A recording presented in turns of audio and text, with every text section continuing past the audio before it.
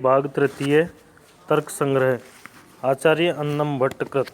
आचार्य अन्नम भट्ट ने सुखबोधाय शब्द के द्वारा ग्रंथ के प्रयोजन को स्पष्ट किया है।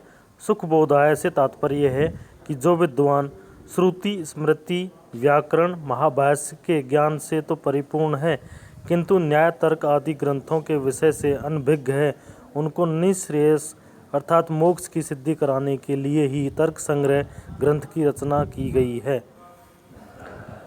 प्रयोजनम अनुद्देश्य मंदो अपि न प्रवर्तते। इस न्याय के अनुसार आचार्य अन्नम भट्ट ने ग्रंथ की निर्विघ्न समाप्ति के लिए सर्वप्रथम मंगलाचरण किया है। न्यायपरक तर्क संग्रह की निर्विघ्न समाप्ति के संबंध में दो प्रमाण दिए गए हैं, श्रुति विषयक प्रमाण और अनुमान प्रमाण। आचार्य अन्नम भट्ट ने उक्त पुस्तक में सप्त पदार्थों का विवेचन किया है और सप्त पदार्थ इस प्रकार हैं: द्रव्यप्य गुण कर्म सामान्य विशेष समवाया अभावा सप्त पदार्था। अर्थात द्रव्य गुण कर्म सामान्य विशेष समवाय और अभाव नामक 7 पदार्थ हैं। इसकी व्याख्या इस प्रकार है: पदार्थ का सामान्य लक्षण है पदस्य अर्थ इति पदार्थ है। पद का अर्थ ही पदार्थ है। पदार्थ का एक अन्य लक्षण यह भी किया जा सकता है कि अभिधेयत्वम पदार्थ सामान्यम लक्षणम। अर्थात पदार्थ उस वस्तु को कहते हैं जो जाना जा सके या जिसे कोई नाम दिया जा सके। दूसरे शब्दों में पदार्थ ज्ञेय होता है, अतः अभिधेय अभिधा नाम के योग्य भी होता है। पदार्थ मूलतः प्रमिति या यथार्थ ज्ञान का विषय है। आचार्य अन्नम भट्ट ने तर्क संग्रह में सप्त पदार्थों की विवेचना की है: द्रव्य गुण कर्म सामान्य विशेष समवाय और अभाव। भारतीय आस्तिक विचारधारा के अनुयायी दार्शनिकों ने पदार्थों की भिन्न भिन्न संख्या मानी है। न्याय दर्शन के प्रणेता गौतम ने 16 पदार्थों के परिज्ञान से निःश्रेयस मोक्ष की सिद्धि को माना है। अद्वैत दर्शन के प्रणेता शंकर ने चित्त और अचित्त नामक 2 पदार्थ माने हैं। विशिष्टाद्वैत दर्शन के प्रणेता रामानुज ने उपयुक्त 2 पदार्थों में एक ईश्वर को और सम्मिलित कर लिया है।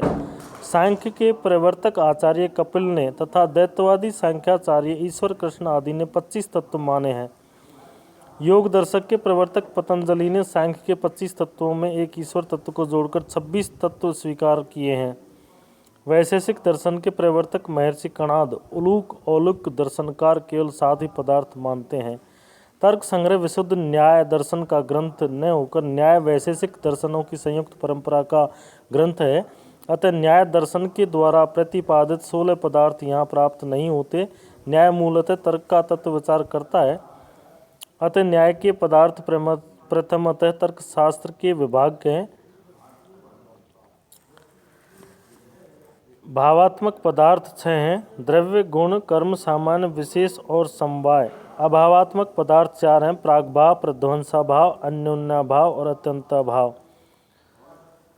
नवद्रव्य इस प्रकार हैं: तत्र द्रव्याणि पृथ्वी अपतेजो वायु आकाश काल दिगात्मा मनांसी नवैव। द्रव्य 9 प्रकार के हैं: पृथ्वी जल तेज वायु आकाश काल दिक् आत्मा और मन।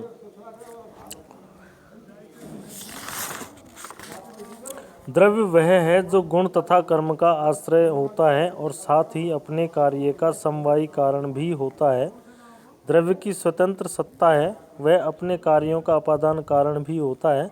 द्रव्य स्वरूपतः नित्य स्वतंत्र एवं विशेष युक्त होता है। वह या तो विभु व्यापक होता है या गुण रूप होता है। विशेषिक वास्तुवादी दर्शन है, जड़वादी या भौतिकवादी नहीं, क्योंकि यह केवल आत्म तत्व की स्वतंत्र सत्ता मानता है। द्रव्य के 4 लक्षण संभव हैं: द्रव्यत्वम जातिमत्वम गुणवत्वम क्रियावत्वम समवायी कारणवत्वम। न्यायबोधिनी टीकाकार ने तमस अंधकार को 10th द्रव्य के रूप में माना है। उनका तर्क है कि द्रव्यत्व लक्षण अंधकार में भी घटित होता है, यथा नील तम चलती। तमस में जाति गुण क्रिया और समवायी कारण का लक्षण भी विद्यमान है। इसके प्रतिपक्ष में अन्नम भट्ट महोदय ने तर्क दीपिका में कहा है कि अंधकार तमस को अतिरिक्त 10th द्रव्य के रूप में नहीं माना जा सकता, क्योंकि तमस को प्रकाश या तेज का अभाव माना गया है। द्वितीय पदार्थ है गुण, जिसका लक्षण इस प्रकार है।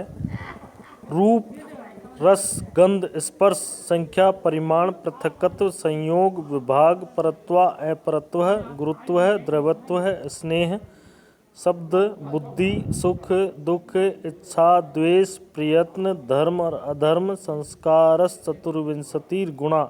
इस प्रकार गुण 24 माने गए हैं। रूप, रस, गंध, स्पर्श, संख्या, परिमाण, पृथकत्व, अपृथकत्व, संयोग, वियोग, परत्व, अपरत्व, गुरुत्व, द्रवत्व, स्नेह, बुद्धि, सुख, दुख, इच्छा, द्वेष, प्रयत्न, धर्म, अधर्म और संस्कार, ये 24 गुण हैं। इसकी व्याख्या इस प्रकार होगी। द्रव्य कर्म भिन्नत्वे सति सामान्यत्वम। द्रव्य गुण और कर्म में सामान्य रहता है। सामान्य को जाति कहते हैं। तर्क भाषाकार केशव मिश्र ने गुण का लक्षण इस प्रकार किया है। सामान्यवान असमवायी कारणम अस्पंदानात्मा गुणः स च द्रव्याश्रितः एव। सामान्य से युक्त असमवायी कारण होने वाला, कर्म स्वरूप न रहने वाला गुण कहलाता है। गुण लक्षण में प्रयुक्त सामान्यवान पद का कथन इसलिए किया गया है जिससे सामान्य, विशेष तथा समवाय में गुण का लक्षण अतिव्याप्त न हो सके, क्योंकि उनमें जाति नहीं रहती। असमवायी कारणम पद में रखने से द्रव्य में यह लक्षण अतिव्याप्त नहीं होता, क्योंकि द्रव्य असमवायी कारण हुआ करता है। स्पंदात्मा पद रखने से कर्म में लक्षण की अतिव्याप्ति नहीं हो पाती। स्पंद का अर्थ है क्रिया, कर्म, अतः स्पंदात्मा का अर्थ हुआ कर्म स्वरूप। कहने का तात्पर्य यह है कि जो कर्म स्वरूप नहीं होता वह स्पंदात्मा है। गुण द्रव्य के समान स्वतंत्र पदार्थ नहीं है। गुण द्रव्य पर आश्रित होकर रहते हैं। अविधेय और ज्ञेय होने के कारण गुण को पदार्थ माना जाता है। गुण के अंतर्गत भौतिक और मानसिक 2 प्रकार के गुण आते हैं। कणाद ने 17 प्रकार के गुणों का वर्णन किया है, जिनमें प्रशस्त पाद ने 7 और जोड़कर गुणों की संख्या 24 मानी है। तृतीय पदार्थ है कर्म। कर्म विभाजन, विभाग। तो इसका लक्षण है उत्क्षेपणा, अवक्षेपणा, कुंचन, प्रसारणागमनानि पंच कर्माणि। उत्क्षेपण अर्थात ऊपर फेंकना, अवक्षेपण नीचे फेंकना, आकुंचन अर्थात समेटना या सिकोड़ना, प्रसारण फैलना या फैलाना और गमन गति 5 प्रकार के कर्म कहे गए हैं। गुण के सदृश कर्म भी द्रव्याश्रित कहा गया है। यह गुण से भिन्न है। यह वस्तुओं के संयोग और विभाग का कारण है। कर्म मूर्त द्रव्यों में ही विद्यमान रहता है। कर्म 5 प्रकार का होता है: उत्क्षेपण, अवक्षेपण, आकुंचन, प्रसारण और गमन। कर्म का विशेष लक्षण है संयोग भिन्नत्वे सति संयोग समवायी कारणम कर्मः। कर्म संयोग का असमवायी कारण है, परंतु स्वयं संयोग नहीं होता। उदाहरण के लिए किसी भी वस्तु को हाथ से छूने के कार्य में प्रत्यक्षतः हाथ की गति कर्ता के हाथ व वस्तु के संयोग का कारण तो है ही, परंतु वह संयोग अप्रत्यक्षतः तद वस्तु एवं शरीर का भी होता है। इसी तथ्य को दृष्टि में रखकर परिभाषा में कहा गया है कि संयोग का कारण होने पर भी कर्म स्वयं संयोग नहीं है। महर्षि कणाद ने कर्म की व्यापक परिभाषा की है। एक द्रव्यम गुणम संयोग विभागे स्वनपेक्षम कारणमिति कर्म लक्षणम। अर्थात कर्म एक द्रव्य में रहने वाला होता है, किंतु गुण से पृथक संयोग विभाग का तत्कालिक कारण होता है। एक द्रव्य से तात्पर्य है कि संयोग इत्यादि का निवारण कर दिया गया है। कर्म का आधार मूर्त द्रव्यों पृथ्वी, जल, तेज, वायु और मन में ही होता है।